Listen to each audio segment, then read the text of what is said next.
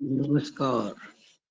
विद्या भारती एवं माननीय श्री सत्यपाल जी हर्ष को समर्पित करते हुए इस वीडियो में मैं कक्षा 10वीं के गणित विषय पढ़ने वाले सभी भैया बहनों का, चाहे वो हिंदी मीडियम से हों, चाहे इंग्लिश मीडियम से, आरबीएसई से हों या सीबीएसई से, मैं आरपी व्यास यानी राजेंद्र भैया जी हार्दिक स्वागत एवं अभिनंदन करता हूँ।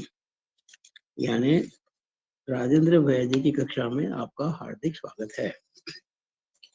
ये 10वीं कक्षा की जो गणित विषय है उसके पहले अध्याय का यानी पहले चैप्टर का तीसरा वीडियो है।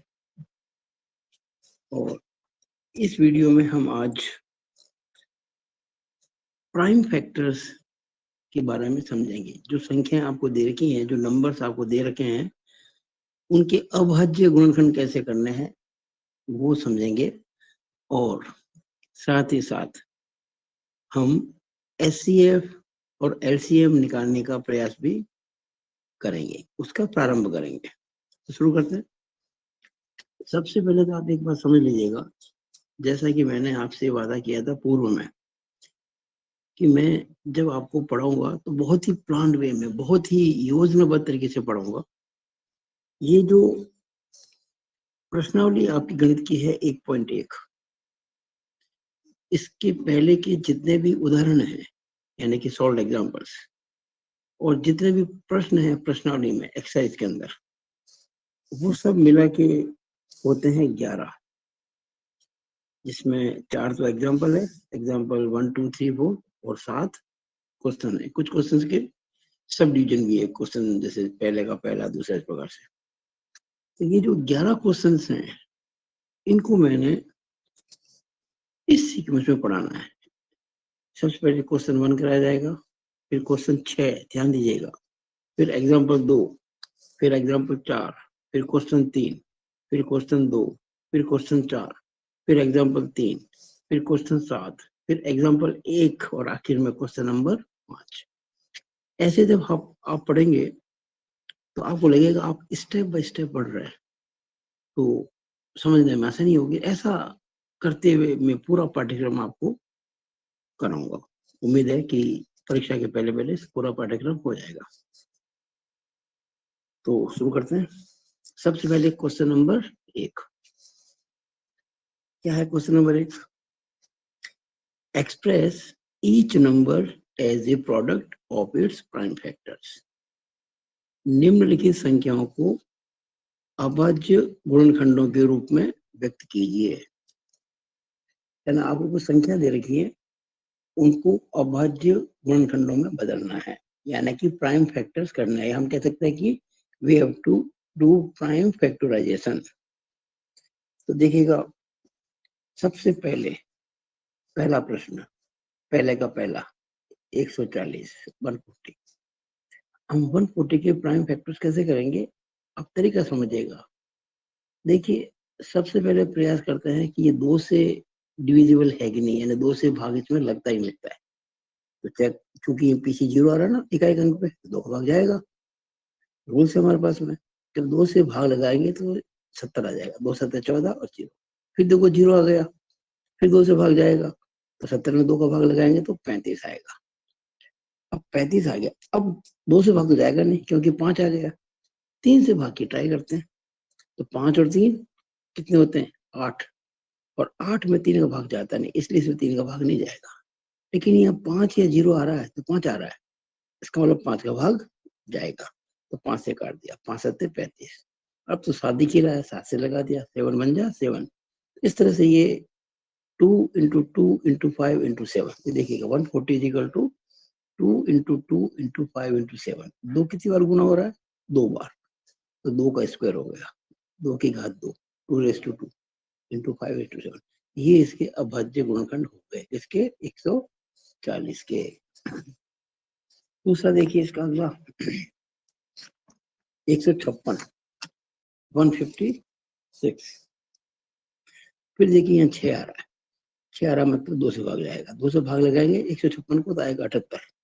फिर 8 आ रहा है, 2 से भाग जाएगा, 2 से भाग लगाएंगे आएगा 39, 2 तिया 6, एक बचा 18, 2 9 18। अब 2 से तो भाग जाएगा नहीं क्योंकि 9 आ गया है। अब देखेंगे 3 से जाता ही जाता है तो जोड़ेंगे अंकों, 9 और 3 12, 12 3 से विभाज्य है, 12 इज डिविजिबल बाय 3, 3 4 जा 12, तो उसका मतलब 3 से भाग जाएगा, हमने 3 से भाग लगाया तो 3 1 जा 3, कुछ नहीं बचा 9, 3 3 जा 9, 13 बार चला गया और 13 तो खुद एक अभाज्य संख्या है, इटसेल्फ इसे प्राइम नंबर को 13 से भाग लगा दिया, 13 1 जा 13, 13 एकम 13, इस तरह से 2 2 3 13, तो क्या लिखेंगे 156 is equal to 2 into 2 into 3 into 13, 2 into 2 2 बार आ गया तो 2 स्क्वायर, तो हम कहेंगे 156 जो है 2 का वर्ग गुणा 3 गुणा 13 यानी 2 स्क्वायर इंटू 3 इंटू 13, ये आंसर आ गया। मैं आपको जिस प्रकार से पढ़ा रहा हूँ आप अगर उससे करेंगे तो कभी गणित में समस्या आएगी नहीं, आपको गणित विषय बहुत आसान लगने लगेगा। अब देखिएगा तीसरा क्वेश्चन, पहले का तीसरा, 3 8 2 5। देखो आपको सबसे पहले तो हालांकि हम इसको बहुत जल्दी कर सकते हैं, आप भी बहुत जल्दी कर सकते हो, लेकिन एक तरीका आपके दिमाग में होना चाहिए ताकि मुश्किल से मुश्किल प्रश्न भी आप बाद में हल कर सको। सबसे पहले हम देखते हैं कि 2 से भाग जाएगा क्या, 2 से भाग नहीं जाएगा क्योंकि यहाँ 5 है, 0 2 4 6 8 होता है, 2 से भाग जाता। 3 से जाएगा क्या, इनको जोड़ो अंकों को, 5 प्लस 2 7 प्लस 8 15 3 18, बिल्कुल 18 एक में लिखा हुआ साइड के अंदर, इन सबको अंकों को जोड़ो ना, 18 है और 18 में 3 से भाग जाता है तो इस संख्या में भी 3 का भाग जाएगा, तो मैंने बाकायदा 3 का भाग लगाया।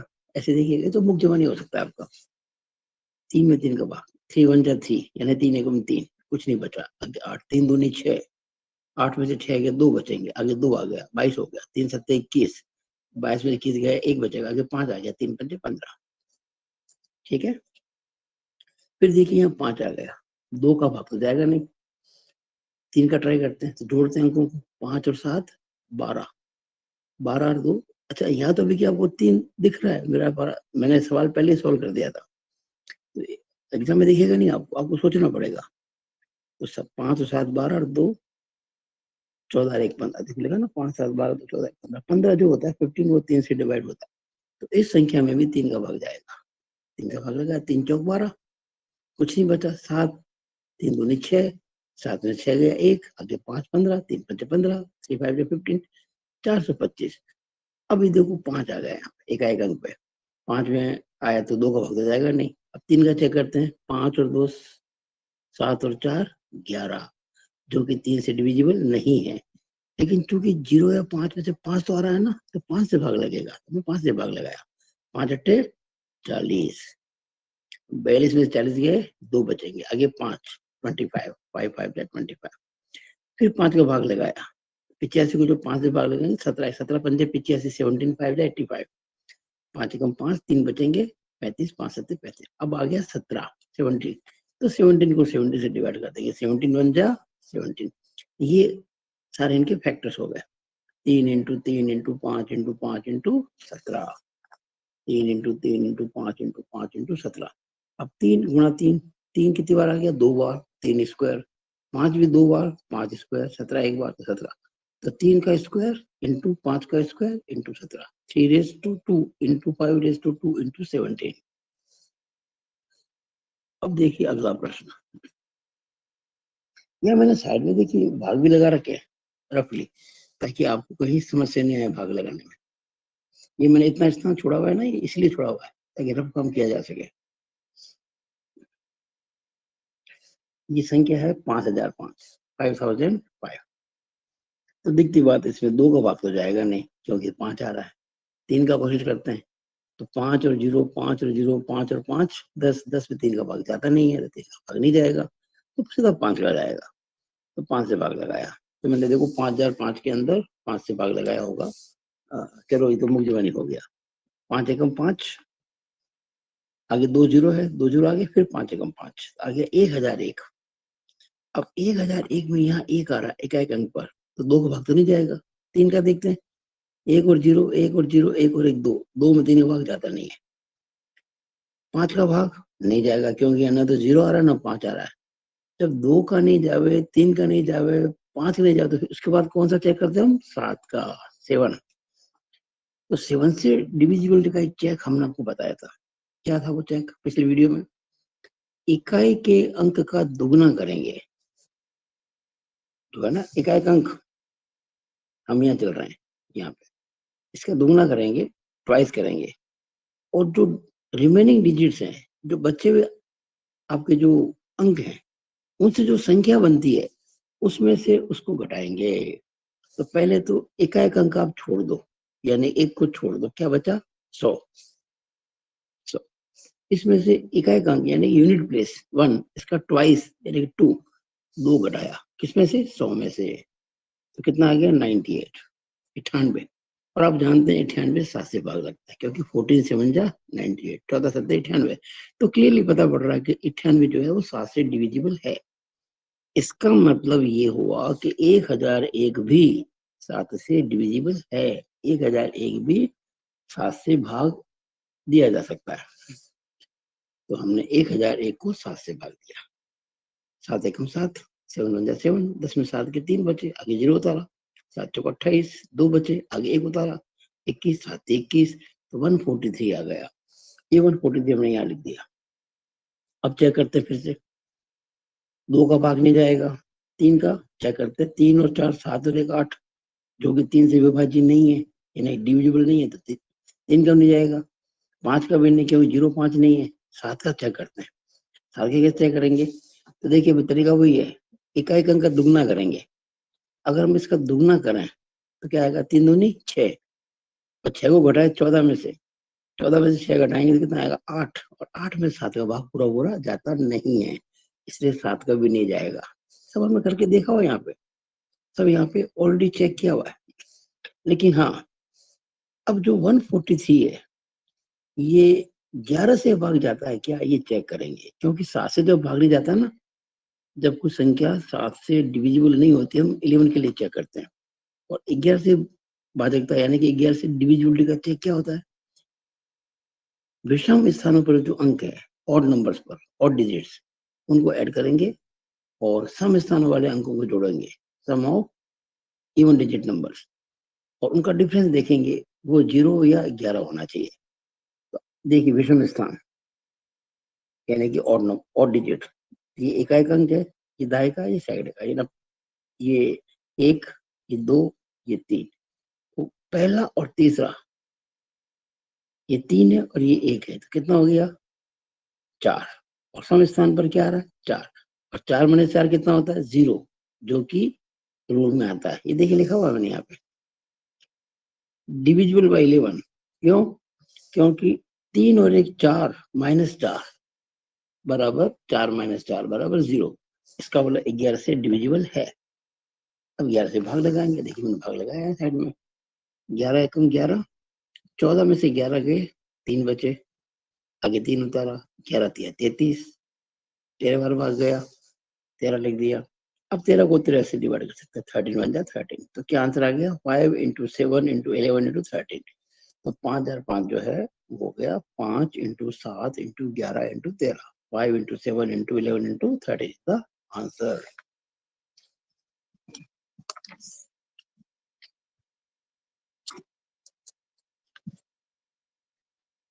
अगला क्वेश्चन, पहले का 5वां,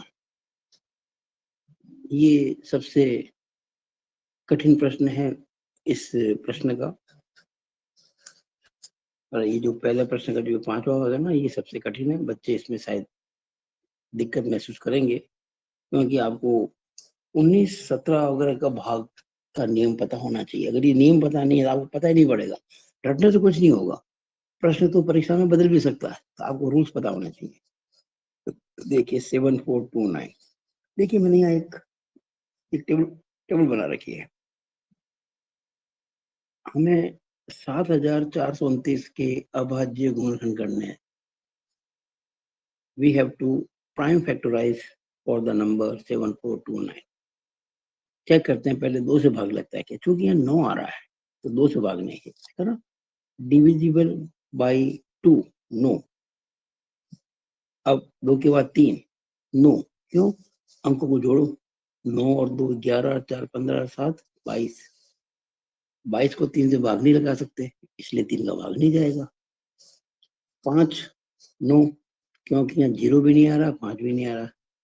5 के बाद क्या आता है? 7। 7 का रूल आपको पता है ना? 7 का रूल क्या होता है? इकाई के अंक को हम 2 से गुणा करते हैं। इकाई का अंक कितना है? यानी कि 1 प्लेस 9, 9 2 जा 18। अब 9 को छोड़ दे, बाकी क्या बचा? 742। ये संख्या बन गई 742। तो 742 में से 9 का दुगना यानी कि 18 घटाएंगे। 18 घटाया 742 में से तो 724 आया। इसको भी चेक करना कठिन है, तो फिर इसको आगे और चेक करेंगे। हम इस 4 का दुगना करेंगे 8, वो 72 में से घटाएंगे आया 64।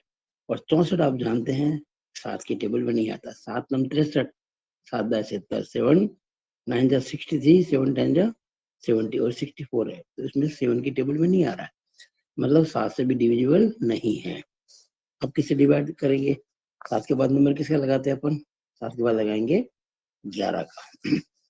11 के लिए क्या करते हैं कि इकाई ये ऑड नंबर्स, ऑड डिजिट और इवन डिजिट को जोड़ते हैं। ऑड मतलब विषम स्थान वाले अंक।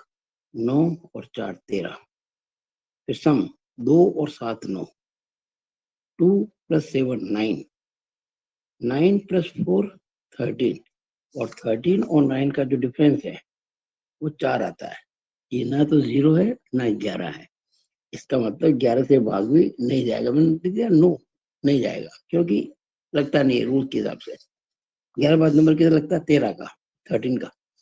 अब 13 का रूल मैंने आपको पिछली वीडियो में क्या सिखाया था कि आप जो यूनिट प्लेस है, इकाई का अंक, उसको 4 से गुणा करेंगे और उसको शेष अंकों से बनी संख्या में जोड़ेंगे। तो देखिए, अगर मैं इकाई का अंक छोड़ दूं तो क्या बचा? 742। ये लिख दिया मैंने 742। अब जो इकाई का अंक है 9, इसको मैंने गुणा किया किससे? क्या देखिएगा, ये किससे भाग लगा रहा? 13 से। 9 तो 36, 4 से गुणा करते हैं, 9 4 जा 36। ये ऐड करना है यहाँ पे, तो 742 में 36 जोड़ेंगे तो आएगा 778, 778। ये भी बड़ी संख्या है, इसको आगे तय करते हैं। अब देखो, ये इकाई का अंक है 8, तो 8 को फिर 4 से गुणा करेंगे तो 8 चौक 32, 8 4 जा 32, जिसको 77 में ऐड करेंगे तो आएगा 109। अब 109 है, इसमें इकाई का अंक कितना है? 9, तो 9 का 4 गुना कितना होता है? 36। 36 जोड़ेंगे 10 के अंदर तो आया 46, और 13 की टेबल में 46 नहीं आता है। 13 3 जा 39, 13 4 जा 52, ये तो 46 ही है, मतलब ये 13 से भी डिविजिबल नहीं है। उसके बाद नंबर आता है 17 का। तो 17 से अपन कैसे चेक करते हैं? इकाई के अंक का 5 गुना घटाते हैं शेष अंकों से बनी संख्या में से। तो शेष अंकों वाली संख्या तो दिख ही रही है आपको, 742। 742 में से ये जो इकाई का अंक है 9, इसका 5 गुना करेंगे। रूल हमने आपको पिछली वीडियो में बता दिया। 9 × 5 = 45। ये घटाएंगे, इस बार ध्यान रखना। 742 में से 45 घटाया तो आया 697। ये बड़ी संख्या है, तो इसमें इकाई का अंक कितना है? 7। 7 का 5 गुना 35, इसको 69 में से घटाएंगे, 69 में से कितना बचा? 34। 69 - 35 34, और 34 17 की टेबल में आता है। 17 2 जा 34, 17 दूना 34। इसका मतलब 17 का भाग जाएगा। मैं लिखा ना यहाँ पे यस, देखिए ये लिखा मैंने यस। तो 17, अब 17 का भाग मैंने यहाँ लगाया, देखिए आपकी सुविधा के लिए मैंने भाग लगा दिया। 7429 को डिवाइड किया 17, 17 चौके 68, 17 4 जा 68, 74 में से 68 गए, कितने बचे? ये 6, आगे उतारा 2, 17 × 51, 62 में से 51 के कितने बचे? 11, आगे 9 उतारा, और 17 7 जा 119, 17 7 119, क्या भाग चला गया? 437 भाग गया, लिख दिया हमने 437। ये देखिए लिख दिया हमने 437। अब 437 को किससे डिवाइड करेंगे? तो आप जैसे मैंने ये अभी चेक किया था, 2 से 3 से 5 से 7 से 11 से 13 से 17 से, सब आप चेक करेंगे तो आप पाएंगे कि किसी से भी डिवाइड नहीं हो रहा है। 2 से भी नहीं हो रहा है, 3 से भी नहीं हो रहा है, 5 से भी नहीं हो रहा है, 7 से, सब समझा रखा मैंने यहाँ पे। 11 से भी नहीं हो रहा है, 13 से भी नहीं हो रहा है, इवन 17 से भी नहीं हो रहा है। अभी जो हमने 17 से डिवाइड किया था ना पिछले, उसके हिसाब से देखिए 17। अब बात लगता है 19 का, 17 बाद 19 को क्या करते ना अपन, 19 से भाजकता का नियम क्या था, मैंने बताया था पिछले वीडियो में। तो उसमें क्या होता है कि इकाई विलोम होता है ना, उसका दुगना करते हैं। यहाँ देखिएगा इकाई अंक कितना है। अब इसकी बात चल रही है 437 की, तो क्या करेंगे 7, तो 7 का हमने दुगना किया, 7 दूनी 14, और वो जोड़ा किसके अंदर, 43 में। उसको भूल जाओ, अब इसकी बात चल रही है। इसका दुगना करेंगे 14 आएगा, जो 43 में जोड़ेंगे, 43 में 14 जोड़ा, आ गया 57। और 57 जो होता है 19 की टेबल में आता है, 19 3 जा 57, 19 थी 57। इसका मतलब 19 से भाग जाएगा, मैं लिख दिया ना यहाँ पे, देखिए यस। यहाँ समझ क्या लिखा मैंने, नो नो नो। अब 19 से भाग लगाया, किसमें, 437 में। तो देखिए 437 और 19 से भाग लगाया, 19 दूना 38, 43 में 38 घटा है, 5 बचे, आगे 7 उतारा, 57, 19 थी 57, पूरा हो गया। तो ये मैंने आपको बहुत ही आसान तरीके से हर चीज को समझाया है। अब करते हैं, ये पहला प्रश्न पूरा हो गया। देखिए ये जो पहला प्रश्न था ना, क्वेश्चन नंबर 1, जिसके अंदर आपको ये सब भाग लगाना था, 140 के करने थे आपको, अभाज्य गुणनखंड, प्राइम फैक्टर्स, ये पांचों पार्ट हमने इसके कर दिए। इस प्रश्न के पांचों पार्ट हमने कर दिए। अब करते हैं अगला प्रश्न।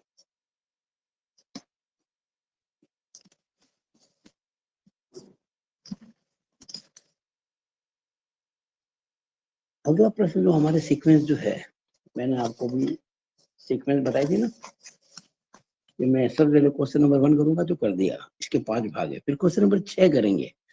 आप जो वीडियो देख रहे हैं वो सीक्वेंस को नोट कर लीजिएगा,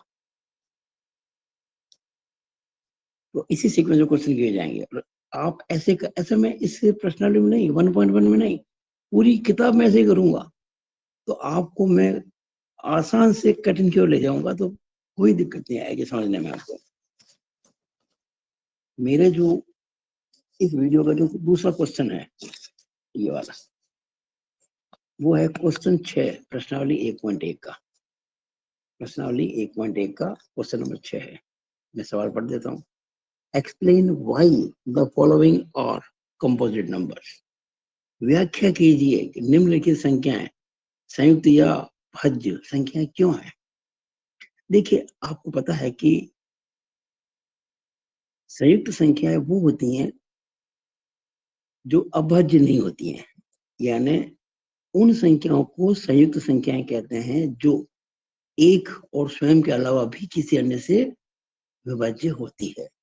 Those numbers are called as composite numbers which are not prime, that is, which are divisible by other numbers other than one and itself.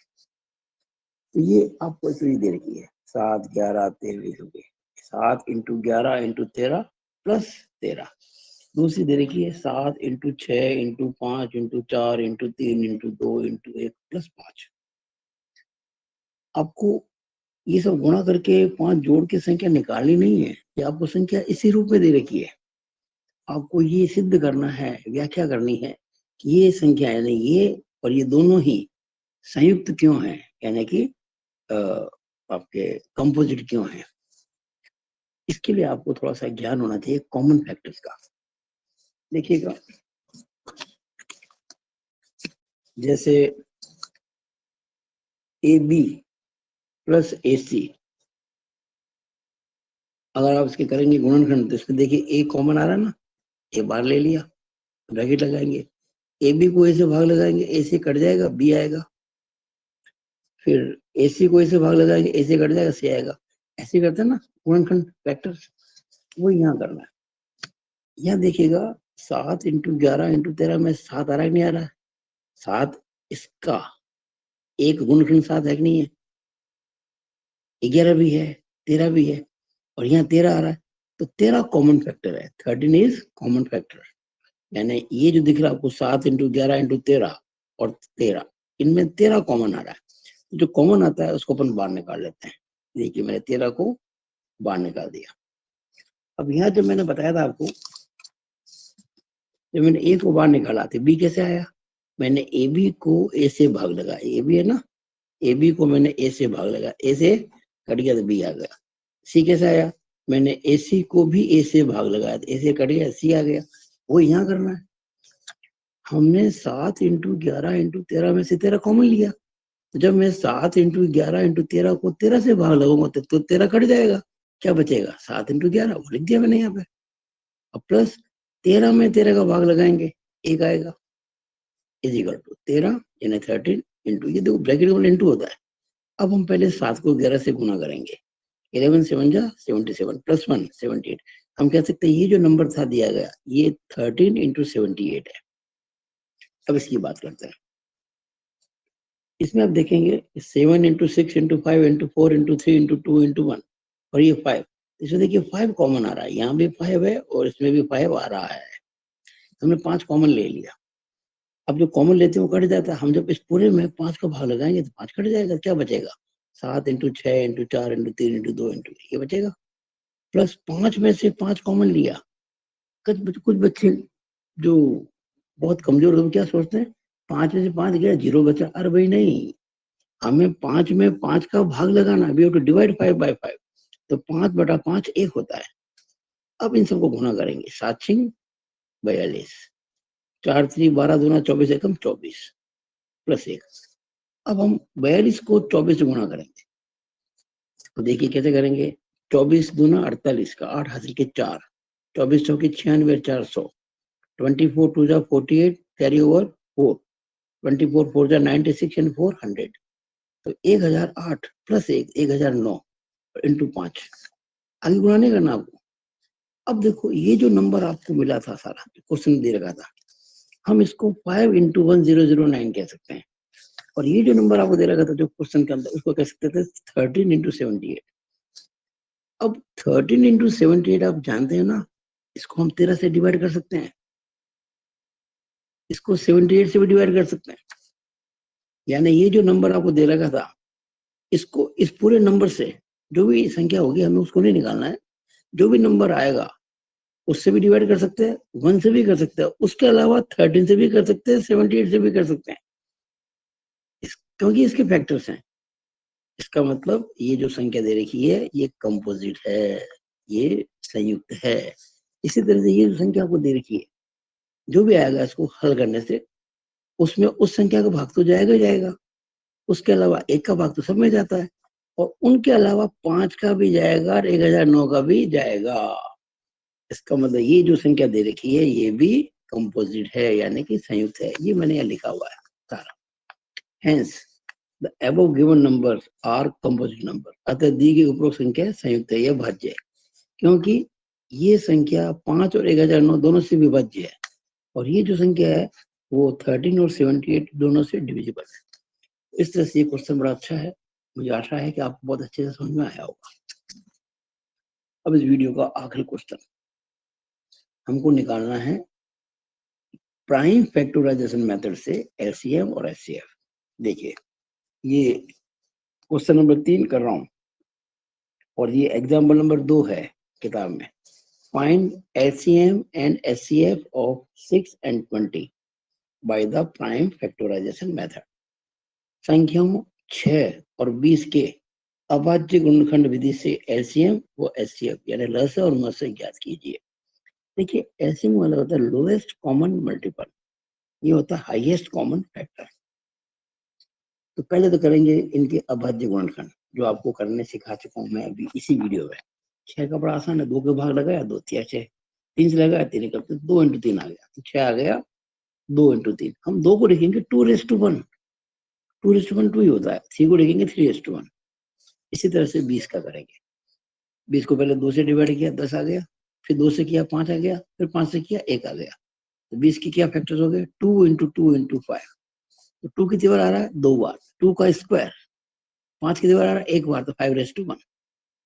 ऐसे हमने क्या किया पहले 6 के फैक्टर्स कर दिए प्राइम फैक्टर्स, ये 20 कर दिए। अब हमें लेना है एचसीएफ और एलसीएम। देखिए हाईएस्ट कॉमन फैक्टर जो होता है पहले तो आपको थोड़ा बेसिक समझना पड़ेगा। अगर आपने छोटी कक्षा में पढ़ा है, 8वीं 7वीं 9वीं में पढ़ा होगा, मैं भी इस वीडियो में तो कोशिश करूंगा समझाने का। अभी आपको मैं एक बात समझा देता हूँ। जब एलसीएम निकालते हैं, एलसीएम, तो हर फैक्टर को लिया जाता है, हर फैक्टर को। जैसे आप देखेंगे, यहाँ 2 है, यहाँ 3 है, यहाँ 2 है, यहाँ 3 है, यहाँ देखिए यहाँ पे 2 है और 3 है, और इसके अंदर 2 है और 5 है।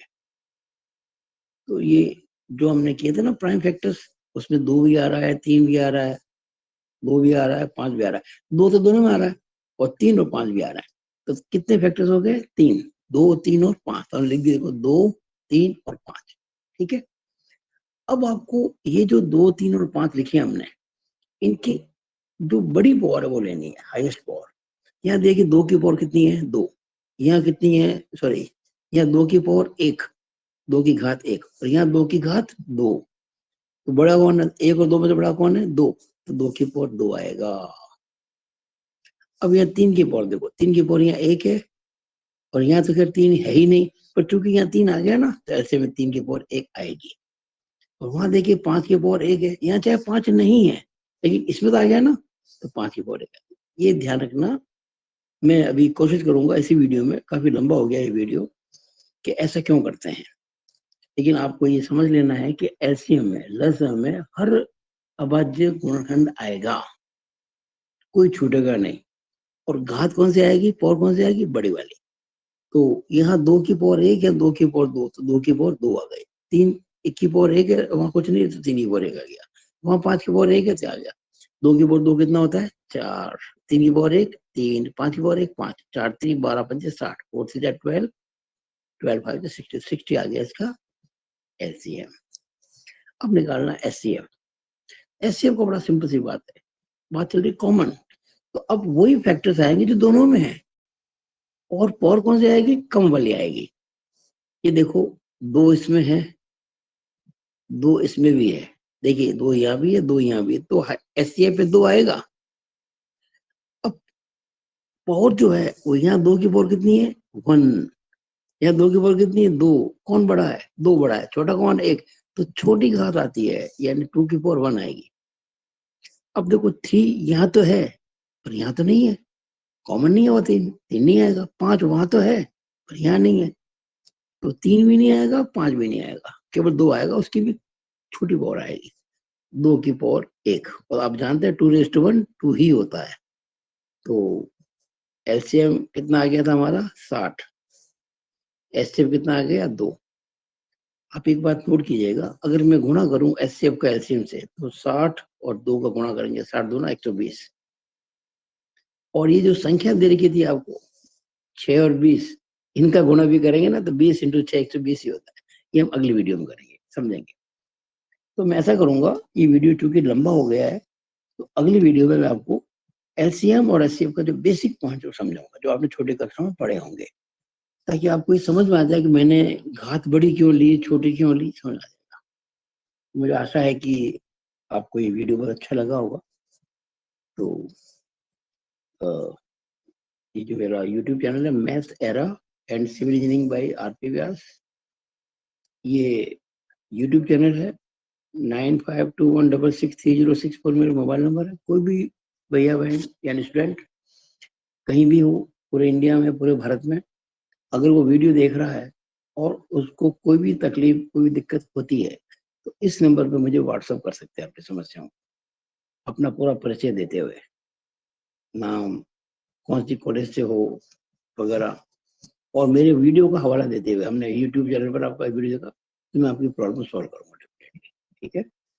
और आप ना केवल हमारे यूट्यूब चैनल को सब्सक्राइब भी कर रहे हैं, और इन वीडियोस को आगे जितना हो सके आगे फॉरवर्ड भी कर रहे हैं, शेयर भी करें, और अपने कमेंट्स डालें कि आपको वीडियो कैसा लगा, ताकि आगे से मैं उन बातों को ध्यान रखूं, ताकि आप और अच्छा समझ में आए। इसी के साथ में अपनी वाणी को विराम देते हुए वीडियो समाप्त करता हूँ। जय श्री राम।